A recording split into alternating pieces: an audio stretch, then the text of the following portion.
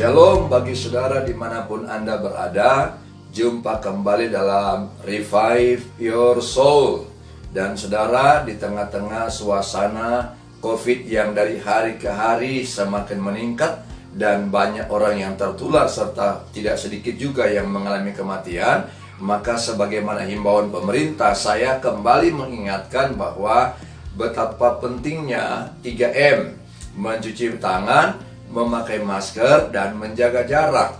Karena dengan demikianlah maka kita sehat, orang lain, keluarga juga ikut sehat. Dan pada saat ini saya akan baca dari kitab Kejadian pasalnya yang ke-26 ayat 22. Ia pindah dari situ dan menggali sumur yang lain lagi, tetapi tentang sumur ini mereka tidak bertengkar. Sumur ini dinamainya Rehobot, dan ia berkata, sekarang Tuhan telah memberikan kelonggaran kepada kita sehingga kita dapat beranak cucu di negeri ini. Penantian yang panjang, perjalanan yang panjang, tentunya apa yang kita harapkan di dalamnya kita melalui proses, dan proses itu tidak mudah semudah saya dan saudara membalikan telapak tangan, tetapi membutuhkan kesabaran. Kalimat yang sederhana, tapi ini penting, karena perjalanan kehidupan kita ini bukan perjalanan yang singkat, tapi perjalanan yang sangat panjang dan membutuhkan kesabaran. Menarik kalau kita baca tentang kisah kehidupan daripada Ishak dalam Kejadian pasal 26 ini. Dalam ayat 2, Ishak di sana dikatakan pribadi yang sangat taat. Dia mendengar apa yang Tuhan sampaikan, Tuhan berfirman dan dia lakukan. Dalam ayat 12, di sana Ishak menjadi pekerja yang keras. Dia menabur dan menabur, tidak pernah berhenti. Tidak pernah berhenti tangannya untuk mengusahakan segala sesuatu. Lalu kemudian dia disertai oleh Tuhan. Dan yang keempat, yang penting adalah Ishak adalah pribadi yang sabar. Kenapa dia sabar? Ishak menetap di daerah Gerar. Kemudian menggali kembali sumur-sumur yang sudah digali oleh Abraham yang telah ditutup oleh orang Filistin. Ishak menggunakan setiap peluang dan kesempatan itu untuk membangun sebuah kesejahteraan bagi keluarga dan seisi rumah, dan hasilnya mereka mendapatkan air yang berbual-bual. Dalam ayatnya yang ke-19, saudara, kerja keras Ishak tidak seindah yang bisa kita bayangkan, karena ada tantangan dari orang Gerar. Mereka mengambil sumur-sumur yang sudah digali oleh Ishak dan seluruh anggotanya. Yang pertama-tama mereka mengambil sumur Esek, yang di dalamnya ada air yang berbual-bual.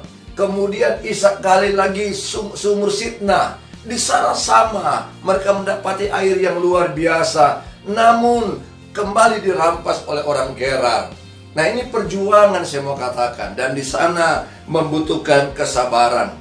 Lalu kemudian kita lihat, ternyata ketika dia menggali dan menggali, di sana butuh ekstra kesabaran. Ada tenaga yang terkuras, ada pikiran yang terkuras, ada sesuatu yang mereka korbankan di sana.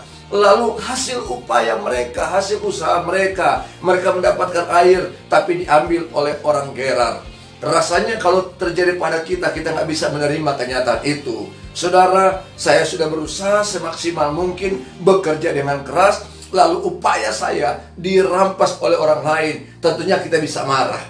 Tetapi luar biasa, Ishak bukan pribadi yang cepat emosi, Ishak bukan pribadi yang cepat marah, tetapi punya kesabaran yang bagi saya, kesabaran mungkin tingkat dewa, tingkat yang luar biasa. Kenapa? Tidak mau menciptakan pertengkaran.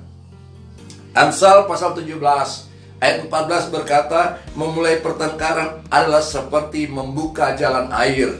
Jadi undurlah sebelum perbantahan mulai. Ketika saya dan saudara mungkin melakukan sesuatu lalu orang merampas apa yang sudah kita kerjakan, mungkin kita bertengkar. Namun Alkitab berkata jangan bertengkar, karena kalau saya dan saudara bertengkar sama seperti membuka jalan-jalan air yang di dalamnya kita akan dapat bukan air yang bersih, air yang kotor. Ada caci maki, ada perbantahan di sana, ada emosional, ada iri hati di sana. Tapi Ishak memberikan pelajaran yang sangat luar biasa. Saudara, sabar, sabar, dan sabar. Karena sesungguhnya dalam kesabaran itu kita akan menanti dan menuai sesuatu penantian yang besar, dan kita akan mendapatkan buah yang besar dari sebuah kesabaran itu.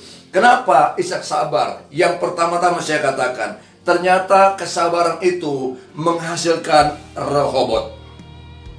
Kesabaran menghasilkan Rehobot.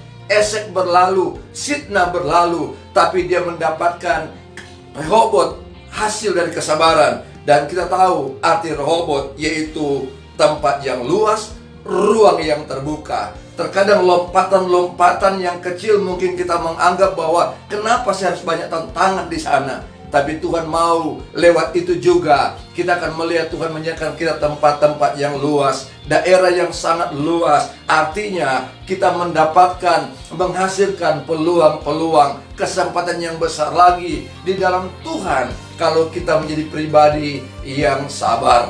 Sehingga kalau kita bisa katakan yang ada hanya satu, berkata kepada tangan kita, taruh di dada kita dan berkata, sabar, sabar, dan sabar.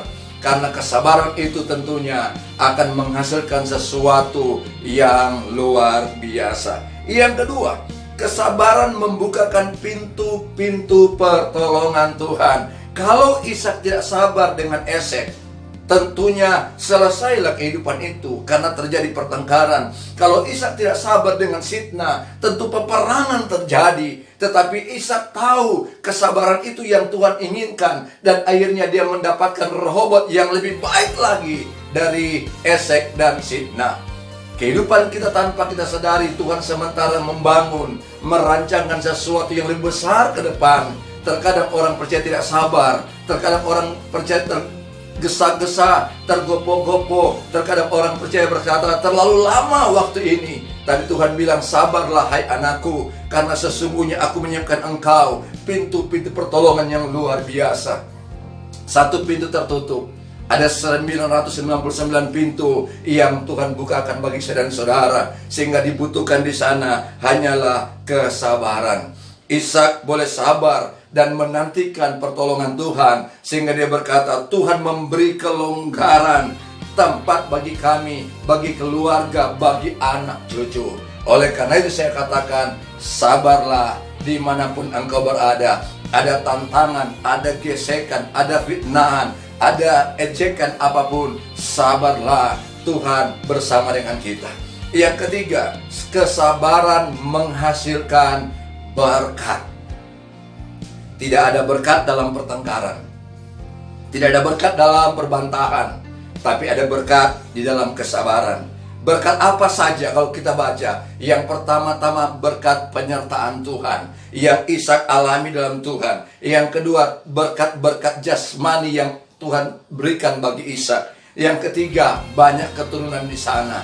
Oh, haleluya. Tuhan membawa kita untuk boleh menikmati berkat-berkat jasmani rohani, keturunan yang besar, yang berhasil, masa depan yang gemilang kalau kita berjalan dalam kesabaran. Karena itu yang Tuhan ajarkan kepada kita. Dan yang terakhir, kesabaran itu berdampak positif bagi orang lain. Orang melihat kita betapa kita pribadi yang sabar, tidak ingin ada pertengkaran, tidak ingin ada perselisihan, tidak ada konfrontasi, tapi yang ada rekonsiliasi, yang ada bagaimana kita membuka diri kita untuk berdamai satu dengan yang lain, sehingga bisa berdampak bagi banyak orang. Ishak berdampak bagi Raja Ger Ahimelek, karena ketika dia berbuat kesalahan, ketika dia tahu Ishak orang yang sabar disertai oleh Tuhan, dia datang dan membangun perdamaian, membangun rekonsiliasi dengan Tuhan. Demikian pula dengan saya dan saudara. Kalau saudara sabar, kita bisa berikan dampak yang luar biasa bagi orang lain. Saya dan saudara dipanggil oleh Tuhan untuk sabar, untuk lemah lembut, untuk penguasaan diri, untuk punya kebaikan, untuk punya ketaatan dan kesetiaan. Oleh karena itulah, berjalanlah di dalam kesabaran bersama dengan Tuhan, supaya engkau melihat pintu-pintu pertolongan Tuhan akan semakin banyak dibukakan hari ini sampai Maranatha Tuhan datang. Engkau menjadi berkat, saya menjadi berkat bagi banyak orang. Tuhan Yesus memberkati. Haleluya. Amin.